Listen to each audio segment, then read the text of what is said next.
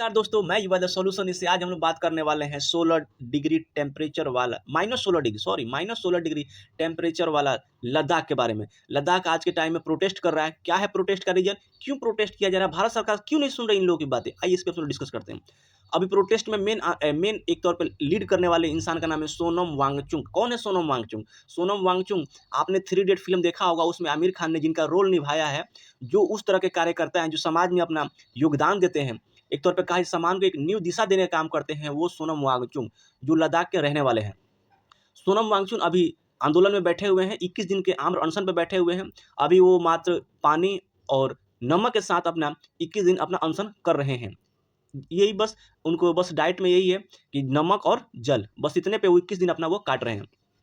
आखिर क्या है मांगे लद्दाख के लोगों की? लद्दाख के लोगों की मांग ये है कि लद्दाख को बस 6 शेड्यूल में शामिल कर दिया जाए और एक प्रदेश का दर्जा मुझे दे दिया जाए। तो प्रदेश का दर्जा आखिर भारत सरकार दे क्यों नहीं रही है और 6 शेड्यूल में शामिल क्यों नहीं कर रही है? आइए इसके बारे में जानते हैं। पहले था ये यूनियन टेरिटरी, पहले था ये जम्मू कश्मीर से एक साथ जम्मू कश्मीर और लद्दाख एक साथ हुआ करता था, लेकिन जम्मू कश्मीर को साइड कर दिया गया, एक दूसरा प्रदेश कर दिया गया और लद्दाख को यूनियन टेरिटरी कर दिया गया। तो यूनियन टेरिटरी का मतलब ये होता है कि जहाँ पे केंद्र का डायरेक्ट शासन हो। तो इन लोगों का कहना है कि हम लोग डायरेक्ट केंद्र का शासन न करके हम लोग को अपना एक प्रदेश का दर्जा चाहिए। प्रदेश का दर्जा इसलिए लोग मांग रहे हैं ताकि यहाँ के जो भी लोग हैं उन लोगों का मत देने का अधिकार हो जाए। यहाँ के पब्लिक के द्वारा एक एक एमपी जाए, एक विधायक जाए, जो जाकर यहाँ की बातों को सदन तक पहुँचाए। तो इन लोगों का डिमांड है कि एक प्रदेश लद्दाख को किया जाए। और इसके बाद यहाँ पे लोगों का ये कहना है कि 6 शेड्यूल में इसको शामिल किया जाए। 6 शेड्यूल का मतलब क्या होता है? 6 शेड्यूल का मतलब ये होता है कि जहाँ पे 6 शेड्यूल लागू हो जाता है, वहाँ के जो निवासी लोग होते हैं, उन लोगों का उस प्रदेश में जो भी चीज़ है, उस पे अधिकार हो जाता है। यानी बाहरी लोग आएँगे, वहाँ पे कुछ नहीं कर सकते। जैसे वहाँ का पर्यावरण है, तो वहाँ के लोगों का अधिकार हो जाएगा। काटना है कि पर्यावरण को क्या करना है, उन लोगों का अधिकार हो जाएगा। जैसे हंसदेव, आपने देखा होगा हंसदेव, वहाँ पे पेड़ों पे कटाई की जा रही है, उस वातावरण को खत्म किया जा रहा है। तो ये सब देखते हुए सोनम वांगचुक एक अच्छे लीडर हैं। उनका कहना है कि अगर इस तरह का यहाँ पे होता है, तो फिर यहाँ की जो वातावरण है, वातावरण पर काफ़ी प्रभाव पड़ेगा और लद्दाख का प्रदूषण वाला एरिया हो जाएगा। इसलिए उनका कहना है कि 6 शेड्यूल में शामिल किया जाए। और उनका कहना है कि जो बाहरी कंपनियाँ हैं, वो आकर अगर यहाँ पे कंपनियाँ बैठाती है यहाँ, तो बैठाएगी तो यहाँ प्रदूषण उत्पन्न होगा और प्रदूषण उत्पन्न होगा तो वो कार्बन जाके ग्लेशियर पे बैठेगा और वो ग्लेशियर पिघलना स्टार्ट करेगा। और जब ग्लेशियर पिघलना स्टार्ट करता है, तो उससे होगा लद्दाख का वातावरण खराब होगा। और जब लद्दाख का वातावरण खराब होगा, तो फिर यहाँ पे जीवन जीने लायक यहाँ पे धरती नहीं बचेगी।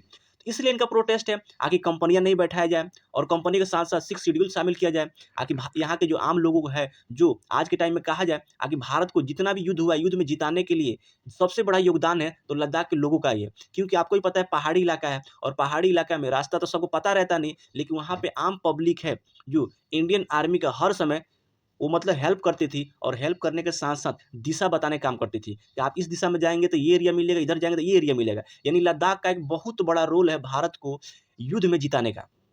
तो भारत सरकार आखिर सुन क्यों नहीं रही इन लोगों की बातें? तो भारत सरकार हो सकता है कुछ और रीज़न से सुन नहीं रही है, लेकिन बातें ज़्यादा निकल कर ये आ रही है कि भारत सरकार का कहना ये है कि अगर 6 शेड्यूल में लद्दाख को शामिल कर दिया जाता है, तो और भी प्रदेश है, अरुणाचल प्रदेश, हिमाचल प्रदेश, केरल, असम, ये लोग कहेंगे कि हमारे इधर भी जनजातीय लोग हैं, इन लोगों को भी आप शामिल करिए। तो हो सकता है कि ये भारत सरकार का कहना है कि आपको 6 शेड्यूल में हम लोग शामिल नहीं कर सकते। लेकिन अभी 6 शेड्यूल में शामिल करने का कोई भारत का मत ऐसा नहीं हो रहा है। क्यों नहीं हो रहा? आपको ही पता है, कोई भी विधेयक बिल कब पारित होता है? जब भारत में कोई सरकार रहती है। तो अभी सरकार अभी कहने का मतलब इलेक्शन मोड में है। अभी आचार संहिता लागू हो चुका है और आचार संहिता में कोई भी बिल पारित नहीं होने वाला है। अगर बिल पारित होगा ही नहीं, तो फिर 6 शेड्यूल में या फिर कोई और भी नियम लगाने का बात ही नहीं होता है। तो अभी सोनम वांगचुक जी बैठे हुए हैं धरना पे, तो अभी इनका धरना 21 दिनों का धरना चलने वाला है, लेकिन ये धरना अभी सफल होता हुआ नज़र नहीं आ रहा है, क्योंकि अभी कोई इनकी बातों को सुन नहीं सकता है। अगर ये धरना 6 जून के बाद करते हैं, इलेक्शन हो जाता है, वोटिंग हो जाता है, उसके बाद करते हैं, तो हो सकता है इनकी बातों को सुना जाए।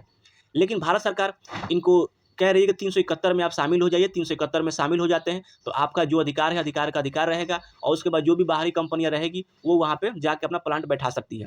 तो वहाँ पे कार्बन उत्सर्जित ना हो, इसके लिए और भी कंपनियों ने फ़ॉर्मूला दिया कि ठीक है, हम लोग ऐसी कंपनी नहीं बैठाएँगे जिससे कार्बन उत्सर्जन होगा। वहाँ पे हम लोग ऐसा करते हैं, सोलर प्लांट बैठाते हैं।